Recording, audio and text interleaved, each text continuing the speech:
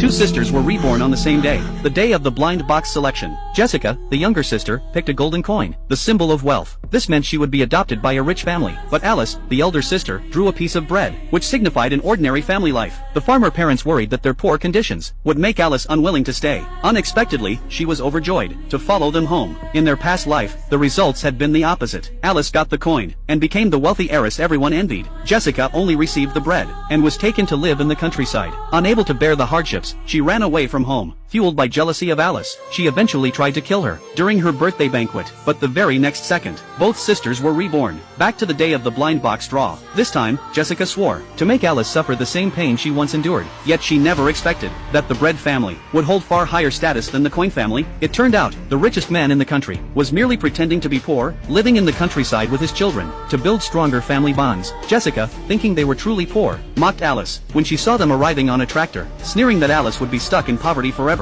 But Alice stayed optimistic, believing that as long as a family stood united, life would only get better. Jessica thought Alice would cry sooner or later, but she didn't realize the one who would end up crying was actually herself, because in their past life, Alice's life as an heiress was bound by rules and etiquette, and she eventually became a sacrifice to the family's interests. So this time, she deliberately hesitated, letting Jessica take the golden coin. All she wanted was a simple, peaceful life. When the wealthy family's young master urged Jessica to get in the car, he stood by watching her in the rain, showing no affection. Jessica, however, looked out the car window and saw Alice being doted on by her new family. Her heart instantly filled with jealousy. Soon, Alice returned to her new home. Her two brothers worried she wouldn't get used to living there, but Alice, upon seeing the house, volunteered that she had learned decoration skills, planning to reuse leftover materials to renovate the place herself. Her parents were deeply touched by her thoughtfulness. They asked her to take out the bread she had chosen and break it in half. To everyone's surprise, inside lay an ancient jade. Her two brothers also carried jade pendants identical to it. Alice didn't know these pendants symbolized the true heir of the conglomerate, nor did she know that her adoptive parents were actually hidden billionaires. 3 years later, Alice was delivering vegetables to a restaurant when she unexpectedly ran into Jessica. Seeing Alice as a vegetable farmer, Jessica grew malicious. She arranged for Alice to be lured to a grand banquet. It was an event Jessica had deliberately asked her wealthy adoptive parents to host, all to flaunt her identity.